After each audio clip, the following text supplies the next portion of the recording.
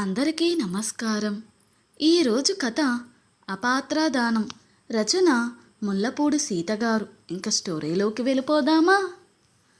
సువర్ణ రాధాకృష్ణ వాళ్ళ ఇంట్లోనే ఉండి డిగ్రీ పరీక్షలు రాసింది. పరీక్షలకు ఫీజులు పుస్తకాలు వీళ్ళే కొనిచ్చారు, ఆశ్రమం వాళ్ళ సహకారం లేకుండా. సువర్ణ వినయ విధేయతల గల పిల్ల. రుక్మిణితో బాగా కలిసిపోయింది. రుకు, ఈ అమ్మాయి పెళ్లి పెటాకులైందని అమ్మతో సహా ఎవరికీ చెప్పకు. వాళ్ళు అమ్మాయి చదువు పూర్తయ్యేంత వరకు ఇక్కడే ఉండమన్నారని చెబుదాం. తరువాత సంగతి ఆశ్రమం వాళ్ళు చూసుకుంటారు. ఇప్పుడు ఆహా ఓహో అన్నవాళ్లే ఎందుకు చేశారు ఈ పెళ్ళి? గొప్పల కోసం కాకపోతే తిక్క కుదిరింది. ఇప్పుడు ఆ అమ్మాయి బాధ్యత వీళ్ళ నెత్తిన పడింది అంటూ చొల్లువాగుడు వాగుతారు. ఆ అమ్మాయి బాధ్యత మనదేమీ కాదు. ఆశ్రమంలో పెళ్ళైన పిల్లలు ఉండకూడదు కాబట్టి మనము రమ్మన్నాము అంతే. ఎందుకో గాని ఈ పిల్లకు కూడా ఆశ్రమంలో ఉండడం ఇష్టం లేనట్లుంది. సరిగ్గా కనుక్కోకుండా పెళ్లి చేశారనే కోపమేమో మరి. సహజమే కదా. నేను చెప్పిన విషయాలు గుర్తించుకో. ఇది కేవలం తాత్కాలికమైన ఏర్పాటు అంతే. గోపాల్కి గాని శ్రేయకు గాని చెప్పకు. శ్రేయతో మాట్లాడేటప్పుడు సువర్ణ ప్రసక్తి వద్దు అన్నాడు రాధాకృష్ణ. కొద్ది కాలానికైనా సువర్ణ ఇక్కడ ఉండడం రుక్మిణికి నచ్చింది. తన చదువు చూసుకోవడం, ఇంటి పనులలో చేదోడు వాదోడుగా ఉండడం వల్ల రాధమ్మ గారికి కూడా సువర్ణ బాగా నచ్చింది. ఆశ్రమం వాళ్ళు భార్గవ్ వాళ్ళ గురించి తెలుసుకోగా అనేక విషయాలు వెలుగు చూశాయి. భార్గవ్ ఒక సైకో. పెళ్లికి ముందు వాళ్ళు చెప్పినవన్నీ అబద్ధాలు. అన్ని విషయాలు తెలుసుకుని అమ్మాయితో విడాకులుగా అప్లై చేయించారు. లాయర్ని మాట్లాడడం, కేసు ఫైలు చేయించడం అయిపోయాయి. తన వివాహం ఈ రకంగా ముగిసినందుకు సువర్ణ కుంగిపోయింది. ఈ కేసు విషయమై వెళ్ళిన ప్రతిసారి ఇంటికి వచ్చి ఏడుస్తూ ఉండేది. రుక్మిణి అనునయంగా మాట్లాడి ఓదార్చేది. 1 సంవత్సరం గడిచింది. కేసు విషయం అంతా ఆశ్రమం వాళ్ళే చూసుకున్నారు. సువర్ణ పీజీలో సీటు తెచ్చుకుని అందులో చేరింది. కాలేజీకి వెళ్ళడం, ఇంటికి రావడం, రుక్మిణికి సాయం చేయడం తప్ప మరో లోకం లేదు సువర్ణకు. పరీక్షలు ముగిశాయి. అనుకోకుండా రాధాకృష్ణకు కర్నూలు ట్రాన్స్ఫర్ అయ్యింది. సొంత ఇల్లు అద్దెకి ఇచ్చి వెళ్ళిపోయారు రాధాకృష్ణ దంపతులు. సువర్ణ విడాకుల కేసు విషయంలో అప్పుడప్పుడు కోర్టుకు హాజరు కావలసి ఉన్నందున తనకు వైదేహి ఆశ్రమానికే చెందిన మరొక సంస్థలో వసతి ఏర్పాటు చేశారు. పరస్పర అంగీకారంతో వచ్చే విడాకులు కాబట్టి త్వరగానే రావచ్చనుకున్నారు. అనుకున్న విధంగానే విడాకులు వచ్చాయి. జడ్జిమెంట్ కాపీ చేతికి వచ్చింది. ఈ మొత్తం వ్యవహారం ఆశ్రమం వాళ్ళే చూసుకున్నారు. ఆ అమ్మాయికి కొంత నష్టపరిహారం కూడా ఇప్పించారు. ఆ విధంగా వచ్చిన సొమ్ముని అమ్మాయి పేరిట ఫిక్స్డ్ డిపాజిట్ చేశారు. సువర్ణ ప్రతిరోజు రుక్మిణితో మాట్లాడుతూనే ఉంటుంది. అన్ని విషయాలు చెబుతూ ఉంటుంది. పండుగలు వచ్చినప్పుడు రుక్మిణి వాళ్ళ దగ్గరకే వెళ్ళేది. వైదేహి వాళ్ళు మళ్ళీ పెళ్లి చేస్తామన్నారని చెప్పింది. అమ్మా, పెళ్ళంటే నాకు ఆసక్తి పోయిందమ్మా, ఇక పెళ్ళి వద్దు, నేను పిహెచ్డి చేస్తాను అన్నది పండకి కర్నూలు వచ్చినప్పుడు. ఎందుకు అలాగా? ఒంటరిగా ఎన్ని రోజులుంటావు? ఎవరో ఒకరు తోడుండాలి. ఒకసారి దురదృష్టం ఎదురైనంత మాత్రాన ఎప్పటికీ అదే జరుగుతుందా? నీ అదృష్టం బాగుండి త్వరగా ఈ చిక్కుల నుంచి బయటపడ్డావు. మంచి వాళ్ళెవరైనా దొరకకపోరు. వృధా కాలక్షేపం చేయక కాంపిటేటివ్ ఎగ్జామ్స్కి ప్రిపేర్ కా. మంచి ఉద్యోగం ఉంటే మంచి సంబంధాలు వస్తాయి. ఏదైనా మీరు చేస్తేనే చేసుకుంటానమ్మా, మిమ్మల్ని వదులుకోను. ఇప్పుడు అందరూ అలాగే అంటారు. మా అబ్బాయిని చూడటంలా మగపిల్లలు ఆడపిల్లలు వేరమ్మా, అది చూద్దాం. రాధాకృష్ణకి సువర్ణ పండుగలకి, కాలేజీకి సెలవులకు వచ్చినప్పుడు కర్నూలుకి రావడం నచ్చలేదు. ఎందుకు తిరుగుడు? అక్కడ తనకు అలవాటైన చోటే కదా. ఆడపిల్ల రావాలంటే వచ్చేదాకా మనకి టెన్షన్. మళ్ళీ క్షేమంగా చేరిందో లేదోనని ఆరాటం. ఎప్పుడూ ఫోన్లు. అవసరమా? నువ్వు అమ్మాయితో ఎక్కువ అటాచ్మెంట్ పెట్టుకుంటున్నావు. మంచిది కాదు. మన అబ్బాయే మనకు కాదు, బయట వాళ్ళెవరో మనకు తోడా? అమ్మా, నేను వస్తున్నాను అంటే ఎలాగండి రావద్దనడం? ఒక్క పిల్ల మనకి బరువా? మన వాడెట్లాగో ఫోన్లకే పరిమితం. మహా అయితే మనం ఒక 6 ఏళ్ళు వెళ్ళొచ్చేమో, అంతేగా. తను వస్తే కాస్త సందడిగా ఉంటుందని నేను కూడా అనుకుంటున్నాను. నువ్వు ఏమైనా చెయ్యి, ఎక్కువ పెట్టుకోకు, అదే నేను చెప్పేది. ఇదేమైనా వ్యాపారమా? లాభ నష్టాలు ఎక్కువ తక్కువలు ఆలోచించడానికి? పైకి ఏమీ మాట్లాడకపోయినా మేము హైదరాబాద్ వెళ్ళేసరికి ఈ పిల్లకు పెళ్ళైతే బాగుండుననుకున్నాడు రాధాకృష్ణ. ఇదే విషయం ఆశ్రమం వాళ్ళతో మాట్లాడాలని కూడా అనుకున్నాడు. సువర్ణ అంటే తనకు సానుభూతి ఉంది. అది కేవలం సహాయం చేయడం వరకే, అంతకు మించి అనుబంధాలు అనవసరమని తన ఉద్దేశం. రుక్మిణి మాత్రం స్త్రీ సహజమైన మాతృత్వ భావనతో సువర్ణను సొంత కూతురిగా భావిస్తుంది. కర్నూలులో ఉన్న 2 ఏళ్ళు 2 నిమిషాల్లో గడిచిపోయాయి. ఈ 2 ఏళ్లలోని రాధమ్మగారు కాలం చేశారు. రుక్మిణి చిన్న తమ్ముడు చిన్నవాడు హార్ట్అటాక్తో కన్నుమూశాడు. రుక్మిణి బాగా దిగులు పడిపోయింది. అమెరికా వెళ్ళొచ్చారు మనవరాలు పుట్టిందని. కర్నూలు తిరిగొచ్చిన దిగులుగా అనిపించింది. సువర్ణ అన్ని సందర్భాలలో రుక్మిణి వెన్నంటే ఉంది. ఆమెకు 2-3 సంబంధాలు ఆశ్రమం వాళ్ళు చూశారు గాని అవేవీ కలిసి రాలేదు. రుక్మిణి వాళ్ళు సువర్ణ వివాహ విషయం ఎవరికీ చెప్పలేదు. ఏదో ఒక సంబంధం కుదిరితే మొదటి వివాహం గురించి చెప్పాల్సిన అవసరం ఉండదని అనుకున్నారు. రుకు, మనం హైదరాబాద్ వెళ్ళిపోతున్నాం. ఈ వారంలోనే ఆర్డర్స్ రావచ్చు. మన ఇంట్లో ఉన్న వాళ్లకు ఖాళీ చెయ్యమని చెప్పాను. 1 రోజులు టైం ఇచ్చాను. ఈలోపు ఇక్కడివన్నీ సెటిల్ చేసుకోవాలి. రుక్మిణికి సంతోషంగా అనిపించింది. మళ్ళీ సొంత ఇల్లు, మొక్కలు, తనకున్న రకరకాల వ్యాపకాలు, హాయిగా ఉంటుంది. సువర్ణ కూడా ఉంటుంది పెళ్లి కుదిరేదాకా అనుకుంది. అనుకున్న విధంగా రాధాకృష్ణకి ట్రాన్స్ఫర్ ఆర్డర్ వచ్చేశాయి.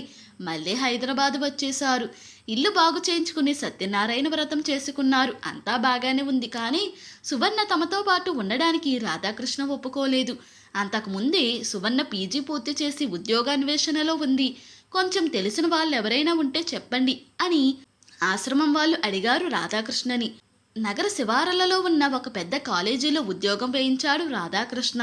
సువర్ణని తన కాలేజీకి దగ్గరలో ఉన్న వర్కింగ్ ఉమెన్స్ హాస్టల్లో ఉండవను.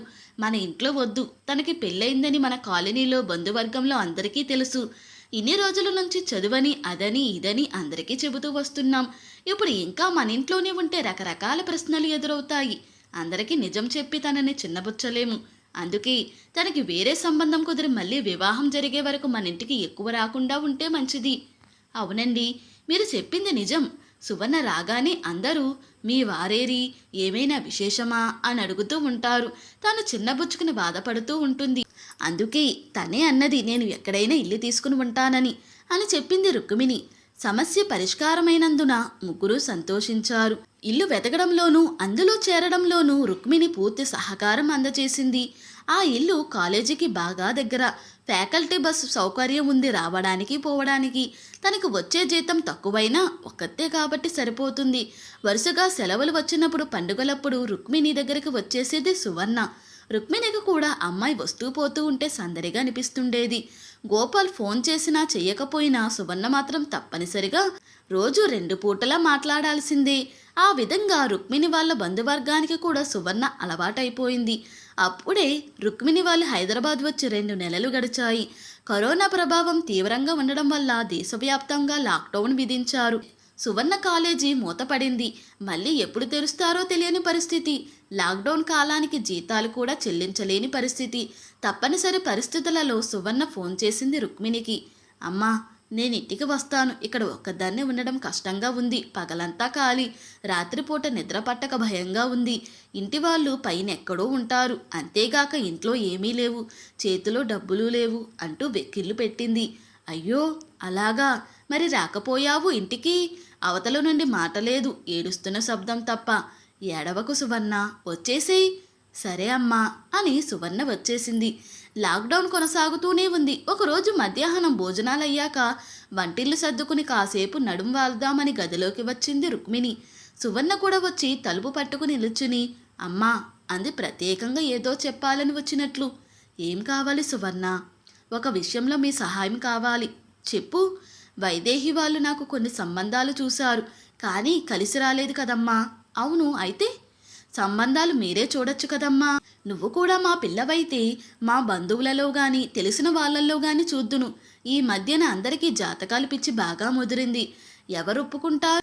ఆశ్రమంలో ఉంటే వాళ్ళే చూసేవాళ్ళేమో కదా. అన్ని వివరాలతో మ్యాట్రిమోనీలో పెడితే ఎవరైనా ముందుకు వస్తారేమో కదా.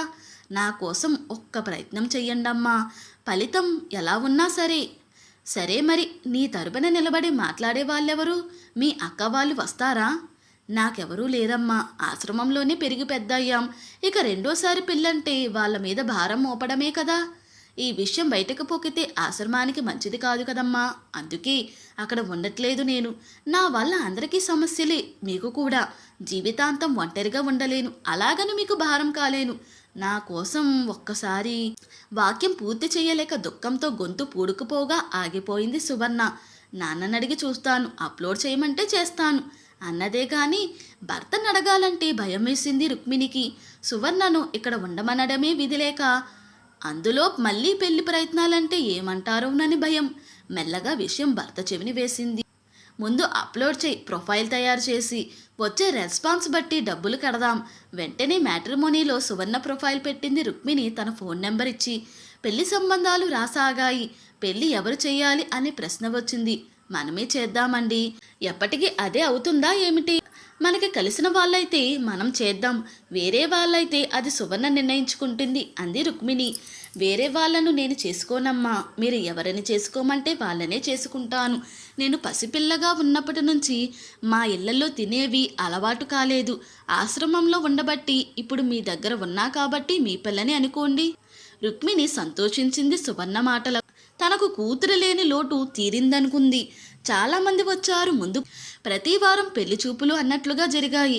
ఇంకా కొద్ది రోజులలో ఏదో ఒకటి కుదురుతుందనుకున్నారు. అన్నిటినీ బేరీజు వేసుకోక ఒక సంబంధం బాగుంది అనుకున్నారు రుక్మిణి, రాధాకృష్ణ. అతనికి మంచి కుటుంబం నేపథ్యం ఉన్నది. తల్లి, తండ్రి, అన్న, అక్క అందరూ ఉన్నారు. బాగా చదువుకున్నాడు. అతనికి ఆదాయం పెద్దగా లేదు, కానీ దీనికి లోటుండదు.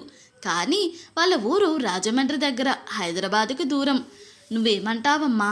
మీ ఇష్టమమ్మా. మీకు దగ్గరలో ఉంటే బాగుంటుంది. మీకు అందుబాటులో లేకుంటే నీ నుండి ప్రయోజనమేముందమ్మా? ఏదో ఒక విధంగా మీ రుణం తీర్చుకునే అవకాశం నాకు ఇవ్వండి. సరే చూద్దాం ఇంకా కొన్ని సంబంధాలు. ఇలా అనుకుంటూ మరో 6 నెలలు గడిచాయి. మధ్యలో లాక్డౌన్ పోయి కాలేజీ తెరిచారు. సువర్ణ పెళ్లి సంబంధాల కోసం వచ్చి పెడుతూనే ఉంది. చూడమ్మా, ఇలా చూస్తూ పోతే ఎంతకూ తెమలదు. నువ్వే ఏదో ఒకటి నిర్ణయించుకో. ఎన్నాళ్ళిలా అన్నదొక రోజు రుక్మిణి. రాజు అని మా కాలేజీలో లెక్చరర్ అమ్మా. మా ఊరు దగ్గరే, మా దూరపు బంధువు. అతనికి ఎవరూ లేరు, ఇక్కడే చదువుకున్నాడు అన్నది సువర్ణ. పోయిన ఆదివారం వచ్చాడు. అతనికి నువ్వు నచ్చినా మన పద్ధతులు, ఆహార అలవాట్లు వేరు. మేం చెయ్యలేంగా. సువర్ణ అప్పటికి ఏమీ మాట్లాడలేదు. మరొక వారం వచ్చినప్పుడు రాజు నాకు ఫోన్ చేశాడమ్మా. తనకు ఓకేనట. అనుకున్నాం కదా మనకి కుదరదని. నాకు రాజమండ్రి సంబంధం కొంచెం కూడా నచ్చలేదమ్మా. నచ్చనిది ఎలా చేసుకుంటాను మీరే చెప్పండి. అతన్ని చూస్తే ఏ ఫీలింగు రావట్లేదు. రుక్మిణి మాట్లాడలేకపోయింది. వాదనలు అనవసరం అనిపించింది.